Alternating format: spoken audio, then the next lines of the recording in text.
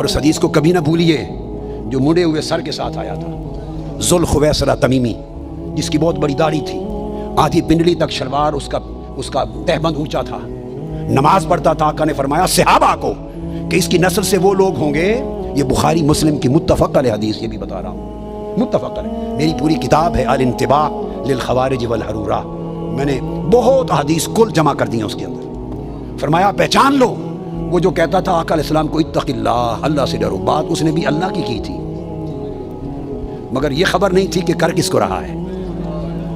اللہ کے ادب میں کمی نہیں تھی، چونکہ بارگاہ مصطفیٰ میں بھی بات اللہ کی کر رہا ہے، اتق اللہ، اللہ سے ڈرو۔ اور کس پر کہا؟ جب آقا نے فرمایا کہ میری امانت پہ شک کرتے ہو مجھ پر، میں تو وہ ہوں جس کے پاس رات اور صبح و شام آسمان کی غیب کی خبریں آتی ہیں، اور میں غیب کی آسمانی خبروں کا امین ہوں۔ جب آقا نے فرمایا آسمان کی غیبی خبروں کا امین ہوں، تو آسمانی غیبی خبروں کی بات کی تو اس کی رگ پھڑک اٹھی، اس نے کہا اتق اللہ، اللہ سے ڈرو۔ یعنی آقا علیہ السلام کے اس علم وسیع کا قائل نہیں تھا، اس علم ہماگیر، علم کل کا قائل۔ جب کہا نا کہ صبح و شام آسمانوں کی غیبی خبریں آتی ہیں، میں تو علم الہی کا امین ہوں اور تم مجھے دنیا کی امانتوں میں شک کرتے ہو، اس پر اس کی رگ توحید پھڑک اٹھی، اس کی رگ توحید پھڑک اٹھی۔ کہتا ہے حضور کو اتق اللہ، اللہ سے ڈرو، اعدل، عدل کرو۔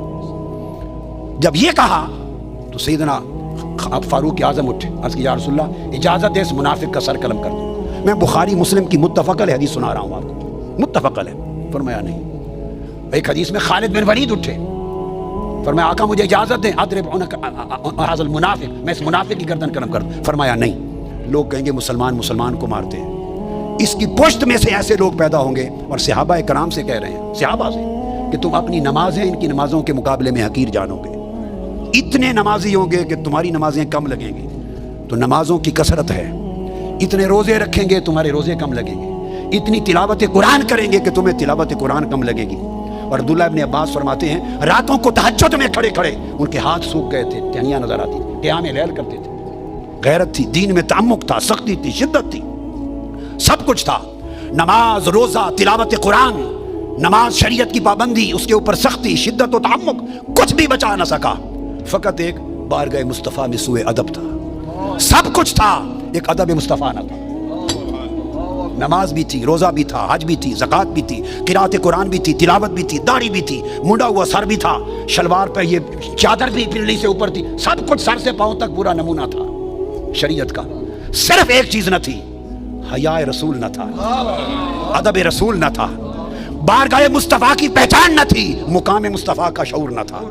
وہ حضور سے کرتا ہے، اور پھر حدیث کے لفظ ہیں، وہ پھر پشت کر کے حضور کی طرف چل پڑا، پشت، حدیث بخاری کے لفظ ہیں، پشت کر کے چل پڑا۔ یہ سمجھ نہ تھی کہ حضور کی طرف پشت کرتے ہیں یا نہیں کرتے۔ ارے کعبے کی طرف پشت ہو جائے تو کوئی حرج نہیں، مصطفیٰ کی طرف پشت ہو جائے تو ایمان جاتا رہتا ہے۔ جب پشت کر کے چل پڑا تو آقا نے پھر اس کی طرف اشارہ کیا، اس کو پہچان لو، اس کی نسل سے ایسے لوگ آئیں گے جن میں نماز، روزے اور عبادت کی کوئی کمی نہیں ہوگی۔ تو کمی کس شے کی ہوگی؟ صرف محبت و عدد مصطفیٰ کی، مقام مصطفیٰ کی پہچان نہیں ہوگی۔ فرمایا وہ دین سے خارج ہوں گے جیسے تیر شکار سے خارج ہو جاتا ہے۔ تو اگر مقام مصطفیٰ کی معرفت نہ رہی، کوئی شے کام نہیں آئے گی، اور اگر معرفت مقام مصطفیٰ ہو گئی اور حضور کے عشق اور محبت اور ادب کا شعور مل گیا، کئی کمیاں پوری ہو جائیں گی۔